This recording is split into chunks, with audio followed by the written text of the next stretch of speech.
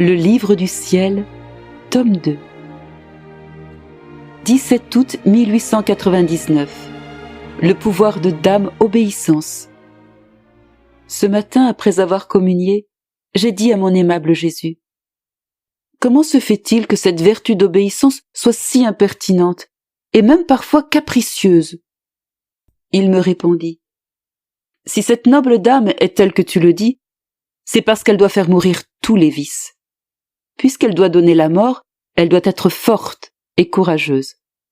Pour arriver à ses fins, elle doit parfois user de caprice et d'impertinence. Cela étant nécessaire pour ceux qui doivent tuer le corps, pourtant si fragile, cela est encore plus nécessaire quand il faut tuer les vices et les passions, lesquels peuvent revenir à la vie alors qu'on pensait les avoir tués. Oh oui, il n'y a pas de vraie paix sans obéissance. Si l'on croit jouir d'une certaine paix sans elle, c'est une fausse paix. La désobéissance s'accorde bien avec nos passions, mais jamais l'obéissance. Quand on s'éloigne de l'obéissance, on s'éloigne de moi, le roi de cette noble vertu, et on court à sa perte.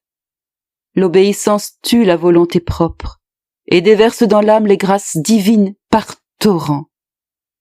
On peut dire que l'âme obéissante ne fait plus sa propre volonté, mais celle de Dieu. Peut-on connaître une vie plus merveilleuse et plus sainte que la vie dans la volonté de Dieu? Dans la pratique des autres vertus, même les plus sublimes, l'amour de soi peut toujours se glisser, mais dans la pratique de l'obéissance, jamais.